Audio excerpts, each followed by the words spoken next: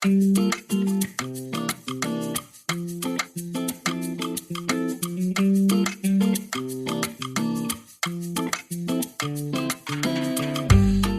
hay duda de que los dinosaurios son los animales extinguidos más admirados. Pero después de los dinosaurios, quizás los mamuts son los animales que provocan una mayor fascinación, y en concreto, el mamut lanudo. En esto ha podido influir el personaje de Manny, el mamut lanudo que aparece en las películas de La Edad de Hielo de Walt Disney. Pero a juzgar por las pinturas rupestres, el mamut ha sido un animal que también ha fascinado a nuestros antepasados. Probablemente los mamut fueron una fuente de alimentación muy importante para muchas poblaciones humanas. Queda por saber cómo se las ingeniaban aquellos humanos para cazar animales de hasta 8.000 kilos de peso y con colmillos de hasta 5 metros. Estos colmillos eran más grandes en los machos, y aquí sí que podemos intuir que, siendo animales herbívoros, este mayor tamaño en los machos era para pelear entre ellos por las hembras, como los ciervos, por ejemplo. El mamut lanudo se adaptó bien a las glaciaciones que existieron durante el Pleistoceno, desde aproximadamente hace unos 2,5 millones de años hasta hace unos 11.000 años. Entonces hubo un aumento de temperatura y esto pudo influir negativamente en los hábitats de los mamuts, pero no queda claro qué causó su extinción, y se piensa que sucedió a causa de varios factores: el clima, la presión de las poblaciones humanas que los cazaban y quizás la genética y la endogamia, que es uno de los temas que investiga el científico protagonista de hoy, David Díez del Molino, usando ADN antiguo recuperado de restos de mamuts.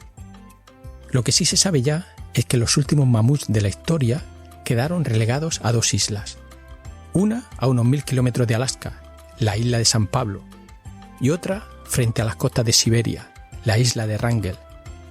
En la isla de San Pablo, donde ahora viven unas 600 personas, me temo que también con problemas de endogamia y falta de refresco genético, los mamuts desaparecieron hace unos 6.000 años. Los de la isla siberiana de Wrangel, que han sido estudiados por David, duraron hasta hace unos 3.000 y pico años.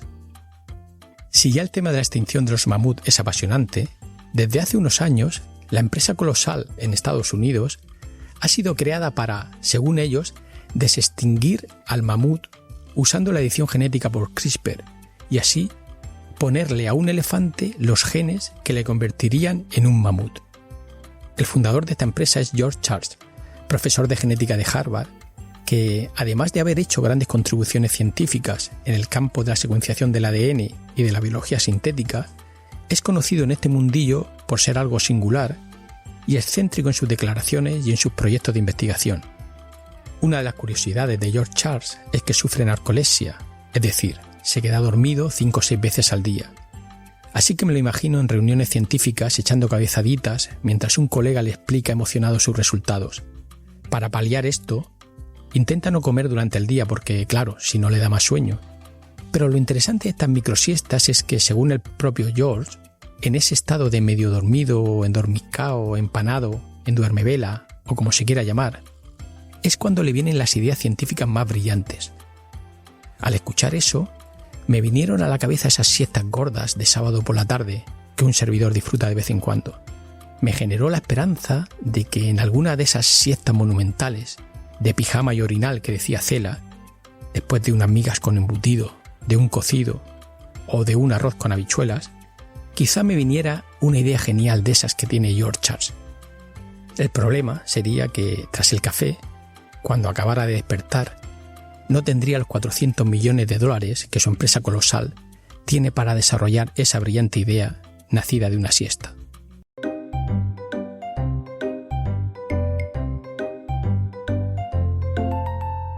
Raticos de Ciencia.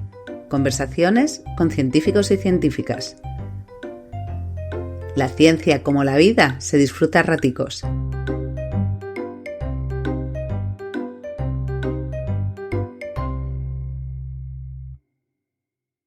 Vamos a empezar explicando dónde estamos. Estamos en el Congreso de la Sociedad Española de Genética, en Cartagena, en la Universidad Politécnica de Cartagena, un edificio bastante chulo cerca del puerto. Y esta mañana he dado una charla de media hora, era una de las charlas principales, Y te tengo que decir, tú ya lo habrás escuchado en la hora de la comida, pero en los corrillos la gente estaba impresionada de tu charla. Y ya te filtro que había gente de un departamento universitario que ya decía que te iba a invitar para el año que viene ir a un máster y dar la charla, porque la verdad es que ha sido impresionante. Primero, el tema es muy interesante, pero lo has explicado muy bien y yo creo que se te nota. Tienes un punto ahí docente. ¿Tú has dado clase en la universidad antes o en algún lugar? ¿O? No sé, no soy profesor, pero sí que doy clases. Bueno, cada año doy unas cuantas clases, sobre todo en máster. Bueno, pues se te ha notado, porque estaba como todo muy estructurado, muy pausado, sabías cómo enganchar a la gente. Y bueno, anticipar que vamos a hablar de cosas tan interesantes como la extinción de los mamuts. Y vamos a intentar no extinguirnos nosotros mismos del calor que hace aquí. Hemos encontrado un rinconcito en el patio donde corre un poquito de brisa. Y bueno, vamos a empezar un poco pues hablando de tu trayectoria, porque he visto que eres de Valladolid, hiciste la tesis en Girona y has acabado en Estocolmo. ¿Cómo fue esa transición? ¿Qué te ha llevado a un chico de un pueblo de Valladolid a estudiar la extinción de los mamuts a Estocolmo? Bueno, quería apuntar que no soy de Valladolid, soy de un pueblo de Valladolid, Sí. Nava del Rey, Uh-huh. que lo tengo que mencionar siempre. ¿Qué me llevó a estudiar los mamuts en Estocolmo? Buena pregunta. Yo hice mi tesis en Girona, como dices, en genética de poblaciones, que era una cosa que me pareció bastante interesante. Y al acabar la tesis estaba un poco harto de peces, que es en lo que hice mi tesis, y quise, digamos, ampliar un poco mis horizontes y hacer otra cosa. Y eché un montón de postdocs y al final tuve la suerte, la verdad, es que encontré un postdoc en ADN antiguo, que no lo había trabajado nunca, en humanos, Sí. en Londres. Y para allá que me fui y fue una apertura de ojos, digamos, impresionante al campo del ADN, del ADN antiguo, que yo no lo conocía, y de las cosas que se podían hacer con ADN antiguo. Fueron 2 años apasionantes en los que publicamos un montón de cosas increíbles. Y cuando se estaba acercando el final de mi contrato, tuve otro momento de estos de dudas de ¿sigo haciendo esto o me dedico a otra cosa, aunque me gustaba un montón? Y entonces me surgió la oportunidad de ir a Estocolmo a un proyecto que era lo más cercano a Parque Jurásico que se podría llegar. Sí. Y bueno, yo siempre he sido un fanático del Parque Jurásico, que era en el proyecto de estudiando mamuts y para allá que me fui. Qué bueno. Me decías que en Girona estudiaste genética de poblaciones de peces, pero ahí todavía no le habías metido mano a la bioinformática, que ahí te diste cuenta, ¿no? Que decir, bueno, esto hay que aprender a manejar un poco el ordenador. ¿Y eso lo hiciste en plan autodidacta o cómo lo hiciste? Girona, digamos que era un poco, bueno, estamos hablando de hace ya bastantes años, la genética era un poco rudimentaria todavía. Trabajamos en microsatélites, algunas veces a los cimas incluso. Y cuando me acercaba al final de tesis me empecé a dar cuenta de que había gente pues, que trabajaba principalmente ya en genómica y que para hacer eso pues, necesitabas aprender un poco de programación, aprender a utilizar la bioinformática y todos estos programas que cada vez se desarrollaban más a menudo y que había que aprender. Entonces, un poco de forma autodidacta, me enseñé a mí mismo a... Eso requiere mucha voluntad, ¿no? Bueno, también necesidad. Sí. Voluntad y necesidad. Y que Se juntaron. Y que te gustara también, ¿no? Sí, claro, no, me ha gustado. Si me hubiera gustado, no lo hubiera Era un hecho. tipo paciente normalmente. Bueno, cada vez menos. Cada vez menos. Pero sí, fue un poco autodidacta y luego siempre pidiendo ayuda a gente. Se oye muy lejos. Una de las cosas que me perdí de tu currículum es esa parte de Londres, porque ayer estuve echando un vistazo así por encima rápido, pero no tengo localizados los trabajos que hiciste en Londres, que me has dicho que son muy interesantes. ¿Qué es lo que estuviste haciendo en Londres? Cuando empecé a hacer mi primer postdoc, que fue en Londres, me uní a un grupo de genetistas que tenían una colaboración con un montón de arqueólogos y que tenían la pregunta de, durante el proceso de neolitización de Europa, que es el proceso en el que, digamos, las sociedades humanas cambiaron de cazadores-recolectores a utilizar la agricultura, si este era un proceso, digamos, de movimiento de gente que inventó la agricultura en el Oriente Medio, digamos, compitió mejor y fue capaz de desplazar a las poblaciones de cazadores-recolectores en el continente europeo, o es un proceso digamos, de difusión cultural. Lo que hicimos fue secuenciar genomas de humanos antiguos de hace unos 12.000 años en Oriente Medio y secuenciar genomas también en Turquía, en la zona de antigua Anatolia y también en Grecia, ¿vale? Sabíamos, por las indicaciones de los arqueólogos, que la agricultura entró por esa zona a través de Turquía, se trasladó hacia Grecia y a partir de ahí se difundió por toda Europa.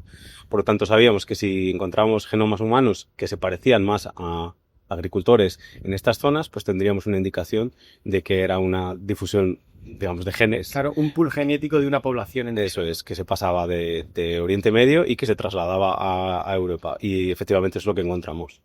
Qué bueno. Que eran gentes que se movían, no solo era la cultura, no era solo comunicar, pues mira, puedes hacer esta agricultura y no te tienes que mover, sino que eran movimientos de gentes que competían con los cazadores-recolectores de la zona y acababan reemplazando. Y a lo mejor los propios agricultores competían entre ellos por tierra fértil, quizá, y por eso tuvieron que emigrar algunos.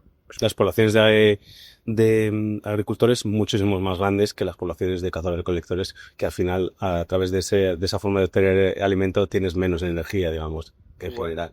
Luego, el tema es más complicado porque al final se acabaron, digamos, mezclando en algunos sitios más, en otros sitios menos, entonces el tema era muy, muy interesante y además era súper interesante participar, digamos, en una forma de descubrimiento histórico o prehistórico en este caso. Qué bueno. Y bueno, fue un periodo muy, muy interesante para mí. Claro, porque ahí tienes que interaccionar con el conocimiento de arqueólogos, de historiadores, ¿no? Interesante. Y claro, me estás diciendo que eso implica sacar ADN de restos humanos de 10.000 años, que es lo que se llama, o se ha llamado ADN antiguo.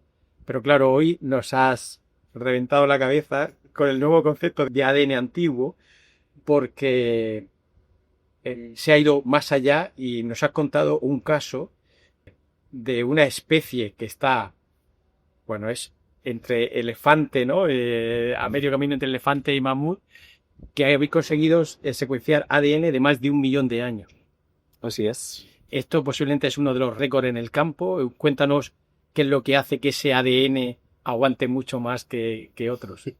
La especie en cuestión es mamut estepario, que es una especie, digamos, ancestral o percursora del mamut lanudo, que es el que tenemos todos en la cabeza. Una especie que ocupó las latitudes altas de Eurasia durante cientos de miles de años y que, digamos, que después fue reemplazada por el mamut lanudo propio que conocemos, que está adaptado al clima frío. O sea, el mamut lanudo viene de este y sería, digamos que este sería una especie precursora, una especie anterior, una especie ancestral. Sí. ¿Y qué hace que se pueda leer ADN de hasta 1 millón de años?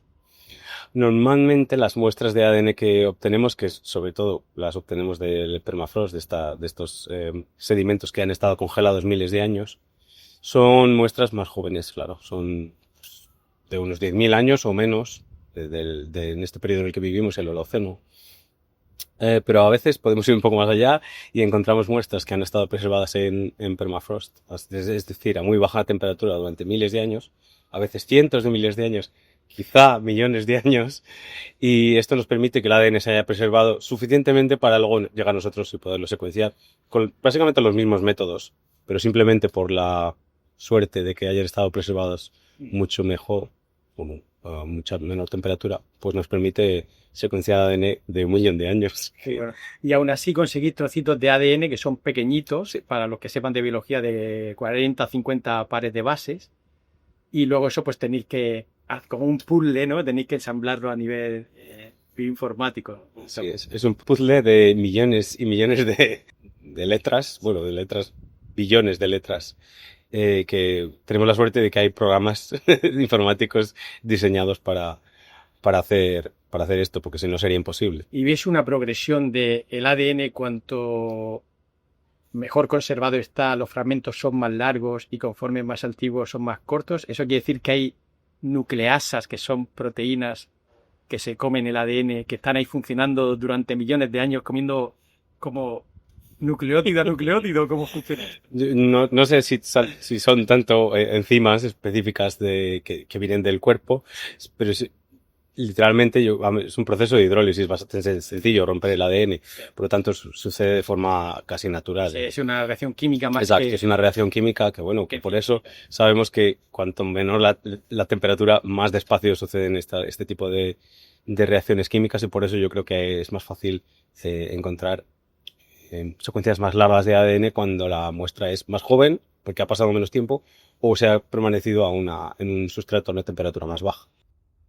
me preguntaba qué pasa con el ARN. ¿Alguna vez habéis encontrado algo de ARN? Porque el ARN, pues bueno, es solo una cadena, no son dos cadenas como el ADN, que es más estable, pero quizá en condiciones muy óptimas se puede encontrar algo de ARN. ¿Lo habéis buscado alguna vez? Sí, de hecho unos colegas, yo no he participado en este estudio, publicaron hace poco un estudio en el tilacino, en el lobo marsupial. Ajá. En el lobo marsupial han publicado hace muy poquito ARN antiguo de un espécimen que, bueno, en este caso no es miles de años, porque los tilacinos se extinguieron no hace tanto, pero de un espécimen que está conservado en el museo. En una, Qué bueno. en una urna de cristal con alcohol, y de ahí han sido capaces de encontrar ARN antiguo o histórico en este caso. Sí, qué bueno, porque eso te permite validar un poco el ADN que encuentras, porque te quiere decir que hay genes que se están expresando ahí. Pero del paso de encontrarlo en un tilacino a un mamut no hay casi distancia. Así que muy pronto. Pues una de las cosas que he aprendido leyendo, ayer estuve echando un ojo a tu artículo en Current Biology, uno de ellos en el cual hablas de la diferencia entre el mamut y el elefante, que ahora hablaremos, que hay como unos 3.000 genes de diferencia. Pero una de las cosas muy tontas que yo en mi año de vida no era muy consciente es que hay elefantes africanos y elefantes asiáticos y son muy diferentes. Sí. Y entonces, ¿cómo el mamut viene del elefante asiático y no del africano? Lo cual tiene un poco de sentido a nivel geográfico desde un ignorante en el campo, porque, bueno, si están en Asia, en Tailandia y en la India, pues, y tiran para arriba, pues llegan a Siberia, ¿no? Bueno, no es exactamente así. No, ninguna especie viene de la otra que existe. Son normalmente antecesores. Sí. O ancestros. Ancestros, pues sí. Son normalmente ancestros a las dos especies. Entonces, por ejemplo, en mi charla explicaba que los mamuts aparecen de 5 millones de años de alguna especie que sale de África, una especie que estaría emparentada a los ancestros del elefante africano y también a los ancestros de los mamuts y los elefantes asiáticos. Entonces, esa especie, que es una especie que no tenemos ahora, salió de África hace unos 5 millones de años y por un lado dio lugar a los elefantes asiáticos que conocemos ahora y por otro lado dio lugar a los mamuts, a toda la diversidad de mamuts, incluidos los mamuts esteparios que estábamos hablando antes y luego después el mamut lanudo. Sí, muy interesante cómo todo bicho viviente salió un poco de África, ¿no? Porque los humanos Sí, también claro. venimos de África y era algo que no era consciente tampoco, ¿no? Que se podía seguir un poco el linaje de los elefantes y llegar a ese ancestro común que salió de África. Pero quería decirte otra cosa, porque es que si te sorprende que haya dos especies de elefantes, de hecho, ahora mismo hay más de dos especies de elefantes, porque hay otra especie en África que ya se considera especie distinta del elefante sabana, elefante africano de sabana, que es la especie típica que todos tenemos en cabeza. Hay otra especie que se llama elefante africano de arbusto, que es diferente, pero genéticamente se ve que son claramente dos especies distintas. Otra curiosidad que tengo es que en este artículo en Current Biology tú pones como un árbol filogenético donde pones el elefante africano, el asiático y los mamuts lanudos, pero después un poco en plan de referencia pones el mastodonte. Y esto a mí me ha roto los esquemas porque el mastodonte que apareció en África, ¿cómo llegó a América? Porque el mamut y cosas parecidas al mamut, pues por el Ártico, pues pueden llegar a América, pero ¿cómo llegó el mastodonte? Un mastodonte, ¿cómo pudo llegar a América? Porque también surgió, si no entendí mal, surgió en África, sus ancestros, pero luego los restos están en América, ¿no? El tema es que los mastodontes son una especie muy, muy divergente a los elefantes. O sea, no tiene nada que ver. No sé cuántos millones de años hay, pero no sé si son 30 o 40 millones de años. Muchísimo más divergente que los elefantes. Entonces, no sé muy bien dónde se originan, digamos, los elefántidos, Ajá. se llaman, o los proboscideos. Vale, vale. No sé muy bien dónde está el origen. Quizás esté más en Eurasia, en algún sitio. Vale, vale. Y luego en algún momento una familia se fue hacia África y luego de allí salieron. Porque la diversidad de proboscidios es pues, grandísima. Es verdad que el mastodonte en este árbol tú lo pones como una cosa muy... Claro, el diferente. mastodonte lo utilizamos como, digamos, outgroup, como una referencia de algo que es distinto a los elefantes, Sí. para saber bien cuál son, la razón por la que lo pongo en este árbol, en este artículo de Current Biology, es para saber cuáles son, digamos, las variaciones, las variantes del gen que son completamente basales, que no tienen nada que ver con las que vemos en el mamut. Y ver si son las mismas en el elefante o son distintas como en el mamut. Tú imagino que habrás notado que al hablar de tu trabajo, los mamut, hay algo ahí mágico, igual que pasa con los dinosaurios, que atrae mucho la atención, ¿no? Y quizá, ¿por qué un mamut resulta más atractivo a la gente que un mastodonte, por ejemplo? ¿Hay algo de Disney detrás de esto? Totalmente, hay totalmente algo de Disney. No sé si hay alguna película, pero bueno, desde luego estaban las películas de, ¿cómo se llaman? Ice Age, la de hielo, sí, sí. Que están protagonizadas por un mamut, pero bueno, desde muchísimo antes. Pero yo siempre que hablamos de mamuts y de la fascinación que tenemos los humanos con los mamuts, yo pienso, porque además tengo algunos estudios y estamos investigando este tema, en la fascinación que tenían los humanos antiguos con los mamuts también, que generaciones y generaciones durante millones y miles de años de humanos viviendo de mamuts, básicamente, cazando mamuts, dedicando completamente su sociedad a cazar mamuts, que imagínate, unos bichos tan sumamente grandes. Desde entonces, los humanos hemos sido fascinados por esas bestias gigantes. Están pintados también, ¿no? Pintados en todos los sitios. Obviamente estamos fascinados por los mamuts y no es una cosa pop de las películas de Disney o de la Edad de Hielo, sino es una fascinación, yo creo, más profunda. Sí, sí. Es algo que, una especie que la que hemos compartido muchísimo tiempo, la evolución de la especie humana, y yo creo que viene incluso de ahí. Estaba pensando, fíjate que, claro, un poblado de cazadores recolectores cazando mamut, matar un mamut. O sea, ya hay carne para medio año, pero claro, estamos en zonas frías, eso es muy interesante, ¿no? El cazar el mamut y no tanto el elefante, porque el elefante en África te lo cazas, pero tienes que comer rápido porque se echa a perder.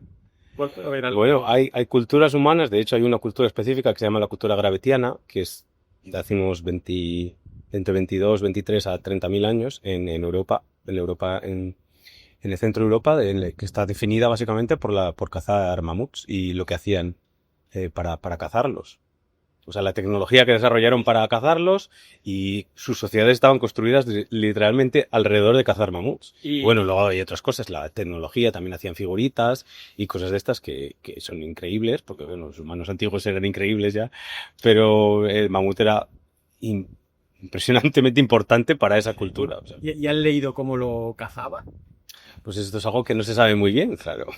Entonces, estamos colaborando con un montón de gente que trabaja en estos sitios, porque además son sitios espectaculares donde han encontrado restos de cultura gravetiana, siempre asociados a una cosa que se llama sitios de acumulación masiva de huesos, que son miles de huesos de mamut. Y intentan un poco interpretar o inferir cómo cazarían a tantos mamuts para generar estos sitios que son alucinantes, la verdad. Sí. Volviendo un poco al tema de tu charla, estábamos hablando de que habías determinado que entre un mamut y un elefante podía haber aproximadamente unos 3.000 genes de diferencia entre unos y otros. Que bueno, esto también es dónde poner el umbral, lo que es un gen o lo que es una variante de un gen. Eso imagino que será también una controversia en el campo, ¿no? ¿A qué le llamas un gen nuevo o a qué le llamas una variante de un gen anterior? En general nosotros no hemos descubierto ningún gen nuevo, son todos los genes que están descritos en los elefantes, un elefante africano en este caso, que es el genoma de referencia que hemos usado. Entonces lo que hacemos es reconstruir, digamos, esos genes basándonos en las secuencias de mamut y simplemente ver si tienen alguna diferencia. Cuando identificamos que hay alguna diferencia, pues intentamos ver qué consecuencia puede tener. A veces es fácil decir, bueno, pues esta diferencia causa que la proteína pues no se exprese o que esté truncada. Otras veces es más difícil. Claro. Y otras veces vemos que no produce ningún cambio a la proteína y por lo tanto pues da igual que haya un cambio en ese gen si no produce una proteína distinta, es una proteína idéntica. No tiene ningún tipo de valor, digamos, para ningún efecto. Entonces, digamos que hacéis como unos modelos en los cuales si creéis que ese cambio, esa mutación hace que la proteína cambie funcionalmente, ¿no? Eso es. Simplemente mirando a los patrones de codificación de los aminoácidos se puede ver si tienen alguna consecuencia los cambios o no tienen ninguna consecuencia. Y estos 3.000 genes que estábamos mencionando, que son más de 3.000 genes, pero bueno, aproximadamente, son genes que tienen algún cambio que produce algún efecto en la proteína. Sí. Y tú mencionabas 3 genes como ejemplos que claramente son genes que han evolucionado en el mamut y que no estaban en el elefante. Uno que tenía que ver con el sistema inmunológico, que lo cual tiene sentido porque digamos que estos animales se tienen que enfrentar posiblemente a patógenos diferentes. Luego el segundo que me ha llamado mucho la atención, que nunca me había fijado, era unos cambios en un gen que hace que las orejas sean pequeñas. Claro, el mamut vive en frío, ¿no? Y necesita esas orejas pequeñas. La interpretación de este gen FLG, nos dimos cuenta que en ratones había una mutación en este gen que causaba que las orejas cambiasen de tamaño, que fuesen mucho más pequeñas. Que el mamut tuviese esa mutación exactamente no es lo que hemos encontrado, pero hemos encontrado que ese gen tiene hasta 5 mutaciones distintas a los elefantes y por lo tanto interpretamos que quizá estas mutaciones tuvieran un rol en quizá el tamaño de las orejas, que es una adaptación que sabemos que los mamuts tenían para protegerse de perder calor a través de la piel de las orejas. Claro, eso funcionalmente lo que habría que hacer es quizá reproducir esas 5 mutaciones si es posible en el ratón y ver si se le quedan las orejas pequeñas, ¿no? Exacto. Pero no había encontrado ningún voluntario para... Bueno, tenemos 3.000 genes para hacer este experimento que antes me lo estaba preguntando otra persona y yo digo que serían experimentos que nos ocuparían décadas. Vale. Mira, nosotros trabajamos con C. elegans, lástima que no tiene orejas, si no me prestaba voluntaria a hacerlo por CRISPR. Y la otra mutación que me ha llamado también mucho la atención es una mutación en el cual causa el crecimiento del pelo, que también es una adaptación al frío, y que habéis encontrado que ese gen también hace cositas en humanos, ¿no? Cuéntame. Sí, este gen, que es el TCHH, está en humanos, está asociado a un síndrome que se llama el síndrome del pelo impeinable, que lo que causa es que los folículos tienen una conformación distinta, los folículos del pelo, y hacen que el pelo sea, digamos, imposible de peinar, que sea enmarañado. Y que es un síndrome que afecta sobre todo a niños o cuando crecen se cura. Pero nos pareció curioso porque obviamente sabemos que los mamuts tenían una maraña peluda que es muy distinta a nada que tengan los elefantes. Entonces sabemos que los mamuts tenían mucho más pelo y que aparte lo tenían enmarañado simplemente para encapsular ese aire y así no poder perder el calor corporal. Qué bueno. Esto... En algún momento te quería preguntar de esto, que también te han preguntado en la charla, y creo que quizás es un buen momento. Te han preguntado, que tú decías, siempre me hacen esta pregunta, sobre la empresa Colosal, que la ha fundado un investigador de Harvard, George Church, que es un poquito polémico o en el sentido de su ambición y las cosas que propone. Y una de las cosas que propone es resucitar al mamut. Tú has contestado que, bueno, que eso realmente es un poco... una fantasmada, por decirlo de alguna manera, porque ahora mismo técnicamente es muy, muy complicado, pero lo saco ahora porque esta empresa, que por cierto ha conseguido unos 15 millones de dólares de financiación así para empezar, para hacer esto, lo que sí ha sacado hace poco, publicaron un ratón lanudo, ¿no? como con el pelo del mamut. No sé si en ese trabajo hacen también algo con este gen o es otro.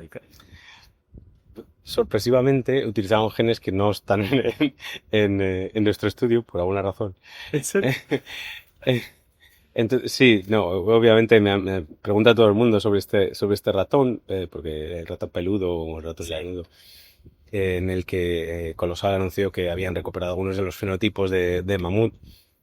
Lo que hizo Colosal en este estudio fue introducir un montón de variantes de genes en el ratón, pero son variantes que no vienen de mamut, son variantes que se conocían ya de los ratones, como una demostración de la técnica de CRISPR para cambiar genes, sí, que es algo que, como quieren ellos resucitar al mamut, funciona. Vale, es impresionante ver que... El pelito está muy logrado, ¿eh? Es impresionante que puedes meter varias mutaciones en un mismo ratón sin que se elimine el ratón o con una eficacia bastante alta. A partir de ahí, yo creo que tiene poca relación con desextinguir a un mamut. Tú puedes hacer un ratón peludo, pero eso no va a ser nunca nada parecido a un mamut. Puedes hacer lo mismo con un elefante y yo creo que tampoco va a ser un mamut, va a ser un elefante peludo. Sí. A ver, yo, sin ser un experto en el campo, ayer viendo la página web de esta empresa de Colossal, que por cierto la página web es espectacular, o sea, te transporta a Parque Jurásico. Tú si eres fan de Parque Jurásico, ¿no? Muy fan. O sea, la página web es espectacular y entiendo que hayan conseguido esa financiación de gente con pasta que le ha traído eso. Pero sí que es verdad que leyendo, ellos de hecho dicen que tendrían que cambiar muchos más genes de estos 3.000. Pero claro, tú dices, es que esto es imposible, entre otras cosas, porque si tú empiezas a tocar esos genes, posiblemente eso hay que hacerlo con un orden también, ¿no? Y si no vas a desgraciar un poco al organismo. Y luego la idea que tiene, o la idea técnica con la cual se podría hacer ahora, sería una clonación al final, que sería coger un óvulo de un elefante al cual le quitas el núcleo. Entonces el núcleo que tú has editado se lo metes, y eso es algo que se hizo con Dolly hace muchos años, pero lo que la gente no sabe es que para que Dolly saliera utilizaron ¿Cuántas miles de ovejas? un montón de ovejas y de embriones y todo eso. Entonces me parece, pues como tú dices, una cosa muy de ciencia ficción. Entonces la pregunta es, un tipo tan inteligente como George Charles, ¿para qué hace esto? Yo, como dices tú, para mí es un ejercicio de, primero, publicidad, muy buena publicidad, y segundo, es ciencia ficción. Y como la buena ciencia ficción está basada en la realidad, como Parque Jurásico, por ejemplo, está basada en la realidad. Yo creo que es muy buena ciencia ficción, pero es como tú dices, yo creo que las dificultades son kilométricas. Sí. De explicar, y el hecho de que puedan editar unos cuantos genes no les va a llevar nunca a resucitar o desextinguir a un mamut, como entendemos todos la definición de extinción. El último anuncio que han hecho con el lobo guarabo Sí. cambiaron un poco el concepto de extinción simplemente para poder decir que habían desextinguido una especie, pero bueno, si lo haces después también es hacer trampa. Porque Colossal está con el lobo también, ¿o Sí, claro. Ah, vale. Viene de Colossal también, que en este caso pues habían editado 20 genes para hacerlo parecer al lobo guarbo. Sí. Cambiaron el color del pelo, les hicieron un gen que les hacen a los lobos un poco más grandes, pero al final no dejan de ser lobos grises, a los que les han editado 8 o unos cuantos genes, 10 genes, 20. Pero ellos a esto lo llaman desextinción. Ya. Entonces, Claro, como científico tú puedes pensar que dices, bueno, si yo vendo esto consigo millones de dólares para hacer investigación y por el camino voy a aprender muchas cosas. Eso es válido y posiblemente estén aprendiendo muchas cosas muy válidas. Pero, ¿por qué engañar un poco? Quizás los científicos en general somos excesivamente honestos, ¿no? Y no vendemos la moto tanto, pero este hombre yo creo que se ha pasado un poco. yo creo que eso es exactamente lo que está pasando aquí. Yo creo que el equipo de científicos de Colossal, y conozco a muchos de ellos y tengo muy buena relación y son científicos muy buenos. Yo creo que están detrás de algo que es súper interesante, desarrollar, digamos, técnicas para reproducción asistida, para editar genes de forma masiva, un montón de cosas de las que hablan que son reales, que es la parte de ciencia real, Sí. que va a suceder porque tienen dinero para ello, básicamente, y porque tienen ahora un equipo, yo creo que es bastante bueno. Sí. Pero detrás de todo esto hay una mentira, Ya. que es que van a resucitar ninguna especie. No lo van a hacer con ninguna especie. Simplemente es una forma de conseguir dinero. Es una empresa, o sea, que se dedican a conseguir dinero, que es lo que hacen todas las empresas. Que quizás los propios científicos que trabajan allí se sientan incómodos a veces con eso, ¿no? Entonces, si a ti mañana te llama George Charles, porque claro, lo que tú haces es súper interesante para ellos y lo que tú dices posiblemente estén cogiendo los datos. Mañana te llama George Charles y te dice, David, te doy 1 millón de euros anual y te vienes aquí a trabajar. ¿Tú te irías? Seguramente no, pero como digo, conozco un montón de científicos que trabajan con Colossal muy cerquita. Pásame la oferta a mí. Yo me iría. 1 añito, 2. Bueno, no lo sé, nunca se sabe, ¿verdad? Hasta que te ofrecen, te hacen la oferta. Claro, lo que tú dices, ¿no? Quizás tienes que ir allí, hablar con el equipo científico, ver que detrás de todo ese marketing hay una ciencia interesante y, bueno, aislarte un poco de eso. Yo esto lo sé, o sea, no es una elucubración mía. Conozco a muchos científicos de Colossal y sé que trabajan en cosas que son muy interesantes y de hecho tenemos proyectos conjuntos con Colossal trabajando en el mamut y en otras cosas. pero también sé que no es de lo que hablan públicamente. Claro. Porque de esto que hablan públicamente, como digo, a mí me parece que es ciencia ficción. Hoy, durante tu charla, el tercer punto que nos has explicado, has estado hablando de ADN antiguo, de las diferencias entre elefantes y mamut. Y el tercer punto era la extinción de los mamuts. ¿Por qué se extinguieron? Que yo creo que todo fenómeno de extinción de especies así emblemáticas es muy interesante, igual que con los dinosaurios, ¿no? Y entonces ha mostrado una foto muy interesante de la isla de Wrangel, que está en el Ártico, pero más bien la zona hacia Canadá, ¿o por dónde anda? Está en el noreste de Siberia. Por Siberia, está en el lado ruso, digamos. Pues en esta isla, que los mamut, cuando la mayoría se extinguieron hace unos 10.000 años, estos aguantaron hasta hace 3.700 años, ¿no? Y entonces, cogiendo muestras de ahí, habéis estudiado el por qué se extinguieron. Y me ha llamado mucho la atención lo que sugerís. Cuéntanos, ¿por qué crees que se extinguieron los mamut en esta isla? El objetivo de estudiar los mamuts de esta isla es porque estuvieron aislados en una población, digamos, relativamente pequeña, o que pensábamos que era una población bastante pequeña.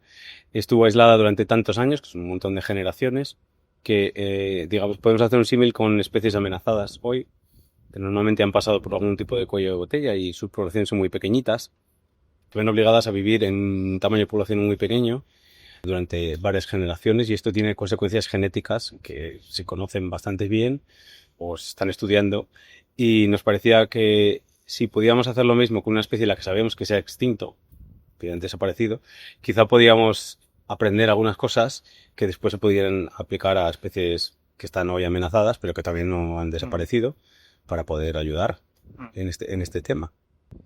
O sea, desde donde viene la idea de estudiar esta población.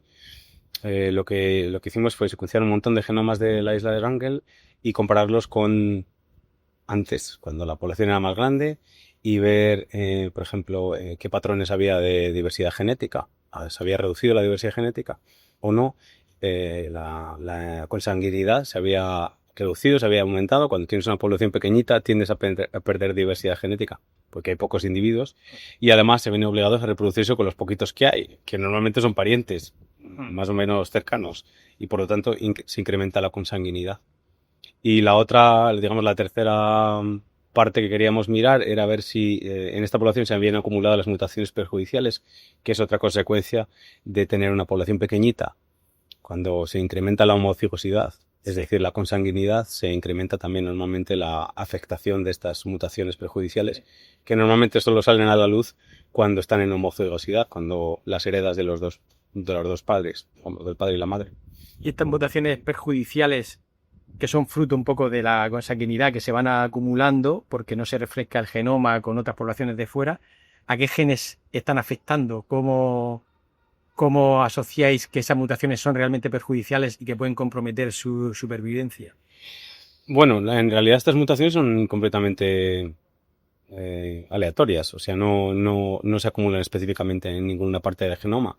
Es un proceso demográfico, es decir, simplemente por el hecho de digamos, de tener hijos con un pariente cercano, esos hijos van a tener afectados partes del genoma que son completamente aleatorias. Entonces, algunas veces esto cae en genes, y cuando son genes que, por ejemplo, tener esta mutación perjudicial causa que la proteína que produce ese gen se corte, pues entonces podemos decir que esa mutación es perjudicial y que está causando un problema para ese individuo. Claro. Esa mutación que aparece en un individuo, si la población se va cruzando entre ellas, en algún momento volverá a un individuo por otro lado y será doble copia de la mutación y causará... Claro, cuando aparece en doble copia en el mismo individuo, entonces causa el problema en la proteína. Por ejemplo, una proteína que sea importante para los ojos, digamos. Sí. Entonces ese individuo tendrá ese problema y será mucho más difícil para ese individuo reproducirse. Por lo tanto, seguramente esa variante desaparecerá. Sí. Al estar en ese individuo que no se reproduce, y esto es el efecto que hemos visto en esta isla, en la que hay un montón de estas variantes que al final van desapareciendo poquito a poco a causa de la consanguinidad, sí, que es una cosa buena porque van desapareciendo de la población, pero digamos que detrás está el problema, que es que los individuos que tenían esas mutaciones se han ido muriendo, sí, por las propias mutaciones. Ha sido muy curioso que justo después de tu charla ha habido una charla sobre el lince ibérico y también hablaba del problema de la consanguinidad, porque claro, no hay tantas hembras reproductoras en la península ibérica y entonces habían intentado cruzar dos poblaciones diferentes para refrescar eso, ¿no? Al final es, como tú dices, vuestros estudios de lo que pasó en el pasado puede servir para esto. De hecho, nosotros hemos hecho investigaciones en un montón de especies amenazadas y digamos que la predicción teórica era siempre que en una población pequeña, que es una población que sobrevive hoy pero que está amenazada, pues por ejemplo, los gorilas de montaña o los rinocerontes de Sumatra, el kakapo, que es una especie de loro que no puede volar de Nueva Zelanda, todas estas poblaciones que tienen un número de individuos muy, muy bajito, que acumularían estas mutaciones y si secuenciamos individuos hoy y los comparamos con los individuos, por ejemplo, que podemos obtener de museos de cuando las poblaciones eran grandes, pues veríamos que a día de hoy había muchas más mutaciones prejudiciales. Claro. Pero de hecho hemos hecho proyectos en todas estas especies y hemos encontrado lo contrario, que los individuos que secuenciamos hoy han perdido estas mutaciones prejudiciales por el mismo hecho que... Porque han palmado la gente. Por lo mismo que los encontramos en los mamuts.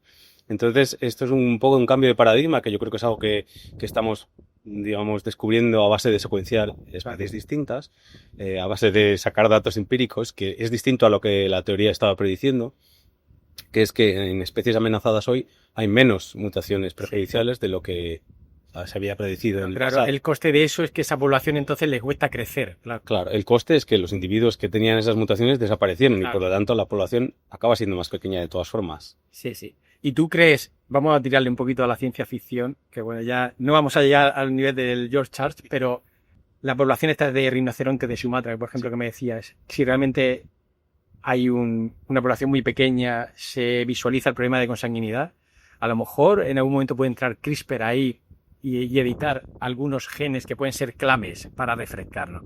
Sí, esto es una idea que está en el aire. De hecho, yo creo que Colossal también es una cosa que estarán súper interesados en poder estar involucrados, que es secuenciar, digamos, la diversidad del pasado, mirando, por ejemplo, a muestras de museos, y luego a las poblaciones modernas que han perdido esa diversidad intentar meterlas, digamos, esta diversidad con CRISPR. También es ficción de momento porque sabemos que CRISPR no funciona así. Muchas veces intentas meter mutaciones y acabas metiendo otras. Te corta en otro lado. 10 que no corresponden. Por tanto, la tecnología no está ahí. De momento, ciencia ficción, pero es una idea que podría. Estamos más cerca de eso que lo de. Estamos bastante más cerca de eso. Exacto, sí. Perfecto. Y otra curiosidad que tengo en tus artículos, he visto que, claro, bueno, son artículos colaborativos de mucha gente, que implica pues gente que va a recoger las muestras y todo eso, y claro, hay varios colaboradores rusos. Y claro, esto me imagino que será porque si tenéis que ir a Siberia a coger las muestras, ¿no? Cuéntame cómo son estas colaboraciones con los rusos y por qué están ahí. Bueno, las investigaciones de mamut siempre han tenido a investigadores rusos involucrados porque la mayoría de las muestras de mamut se pueden encontrar en Siberia, básicamente. También hay un montón de gente involucrada en este tema en el norte de América, en el noroeste de Canadá y también Alaska, pero la mayoría de las poblaciones de mamut vivían en lo que es Siberia, es decir, en lo que es ahora Rusia. ¿Y cómo son esas relaciones profesionales o personales con los rusos? ¿Ha cambiado ahora en la era Putin malote para conseguir permiso? Han sido muy buenas relaciones, la verdad, y los investigadores rusos son fantásticos, hay gente fantástica, obviamente, como en todos los sitios. Ha cambiado muchísimo desde la guerra, no podemos, obviamente, ir a Rusia. Y también tenemos órdenes de nuestra universidad, por ejemplo, de no tener proyectos conjuntos con gente rusa. Tenemos colaboraciones todavía, puedes tener colaboración a nivel individual con científicos rusos, pero no con instituciones, por ejemplo. Es algo en lo que estoy de acuerdo personalmente porque, bueno, pues, obviamente la guerra es un tema político, pero yo creo que desde el mundo científico siempre podemos hacer algo y el granito de arena es no participar en estas cosas, como no participo en ningún tipo de colaboración con gente de Israel. Es que justo le estás diciendo eso y lo estaba pensando, pero, por ejemplo, ese boicot a Israel es más leve, ¿no? Porque Israel es una potencia económica y una potencia científica, y a mí sí que me da un poquito de rabia eso, pero claro, por otro lado, lo que tú dices, hay científicos rusos que como persona y como profesionales son fantásticos y que da un poco de pena también. Yo recuerdo en el Mundial de Rusia, no sé si fue hace 8 años o así, La gente que fue a la vuelta vino impresionada de la gente de la calle rusa. Uno tiene la idea de que ahí son todos como pequeños Putines, pero Gente normal. que la gente normal y súper agradable y Sí. súper simpática y todo esto, ¿no? Y da un poquito de rabia, pero estoy de acuerdo en lo que tú dices, que está en nuestra mano también hacer un poquito de ruido y meter presión. Yo, bueno, desde mi pequeña parte de contribución, yo en este tema, la universidad nos instruyó desde el principio no tener acuerdos y a mí me parece bien. O sea que a partir de ahora, para conseguir muestras, tendréis que ir a la parte canadiense, ¿no? Claro, entonces desde que este tema está vigente nos hemos dedicado a buscar mamuts en Norteamérica sobre todo. Sí. Y tenemos un montón de colaboraciones. He ido los 2 últimos veranos, he estado en Canadá, en el norte de Yukon, que es un sitio increíble también Cuéntame cosas de ese viaje. para buscar. Es un sitio masivo, no hay nada. ¿Y dónde os alojáis cuando vais para allá? Cuando vamos a Canadá tenemos varios sitios a los que vamos, pero uno de los sitios más clave se llama Old Crow, que es un pueblo en una zona nativa, de nativos americanos, en la que, bueno, tienes que volar con una avioneta de esta de hélices que aterriza en un aeropuerto de gravilla, que no está asfaltado ni nada. Y para llegar al sitio donde están los huesos de mamut, tienes que volar en helicóptero, que no hay carreteras. Entonces bueno, el año pasado, por ejemplo, estuvimos acampados allí unos 10 días y te mueves solo por el río. Llevamos Qué maravilla, ¿no? una barca y vamos arriba y abajo en el río buscando los sitios donde podemos encontrar huesos de mamut. Porque tú contabas que lo que buscáis es que el río vaya erosionando los sedimentos y de pronto aflore, y eso se ve a simple vista que asoma un hueso. Así es. ¿En serio? Es muy curioso porque, bueno, yo el primer año que fui fue hace 2 años y era un poco a ver qué era eso. Que fue el primer año que fuimos desde Estocolmo de forma, digamos, bien para buscar huesos. Y ya este año pasado, cuando fui otra vez, me acostumbré y ya veía los huesos desde la barca. Mi compañero que venía conmigo, que era el primer año que venía, decía, pero ¿cómo los ves? Se te hacen los ojos a buscar los huesos. Sí. ¿Y llega un momento que ya no queréis más huesos o no hay límite? ¿Cogéis todos los individuos que podáis? No, sí que hay límite, sí. Sí que hay límite porque también hay límite de lo que podemos transportar. Nosotros nunca nos llevamos los huesos a Estocolmo.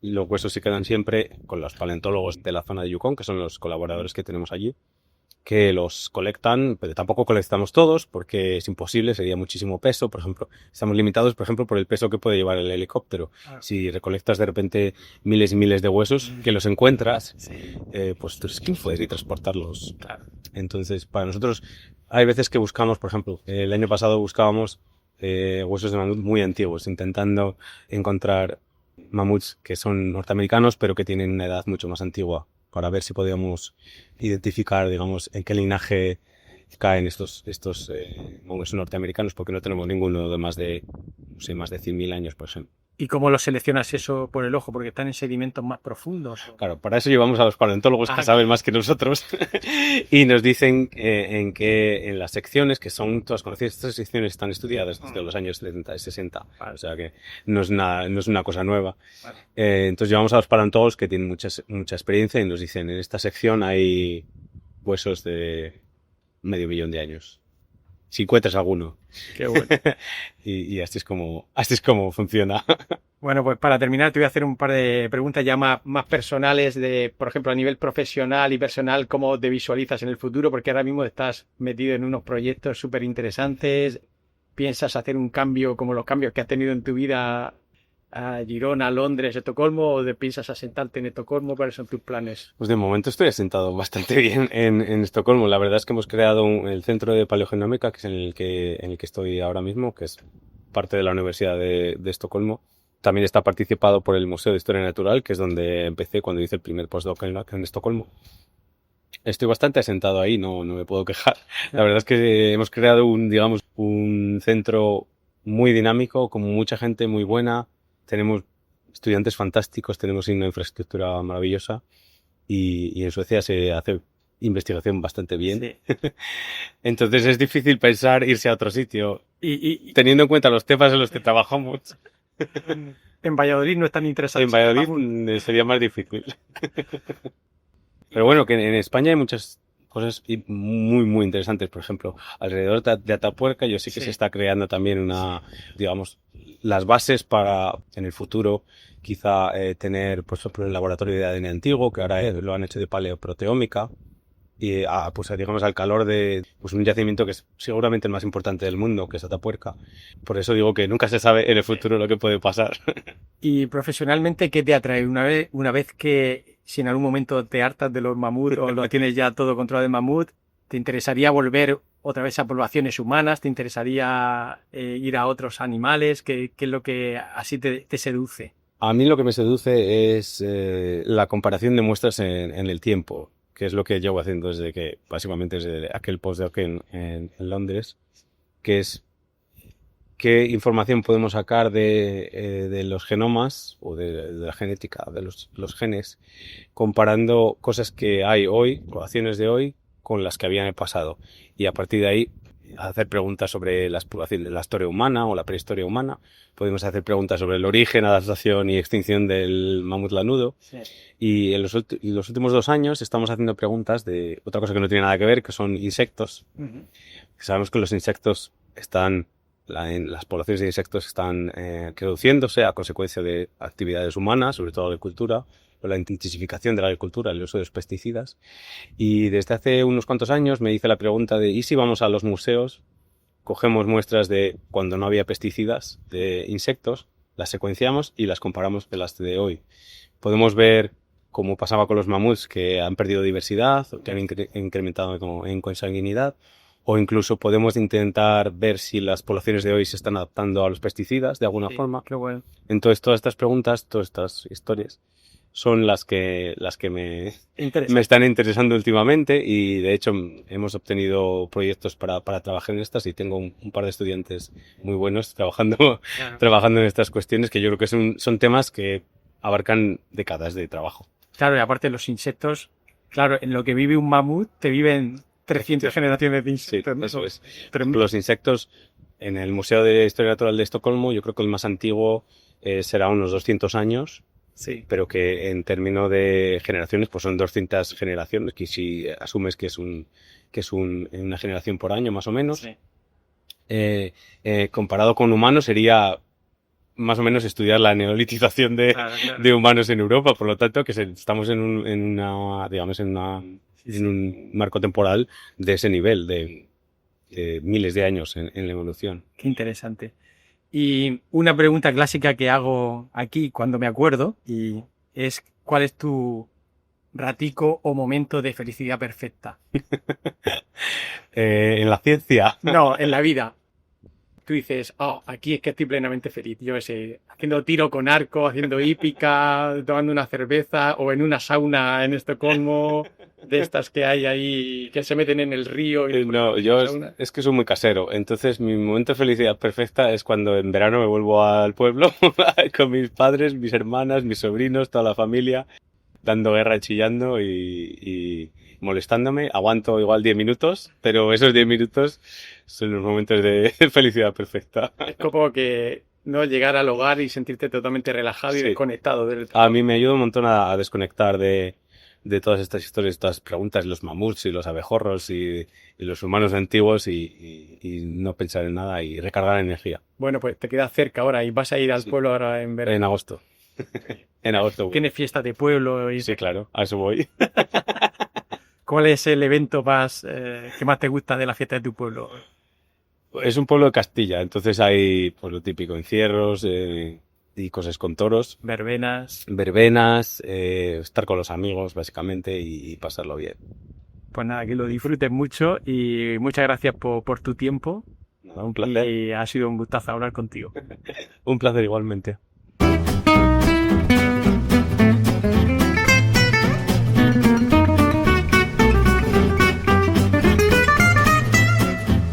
Hasta aquí Raticos de Ciencia.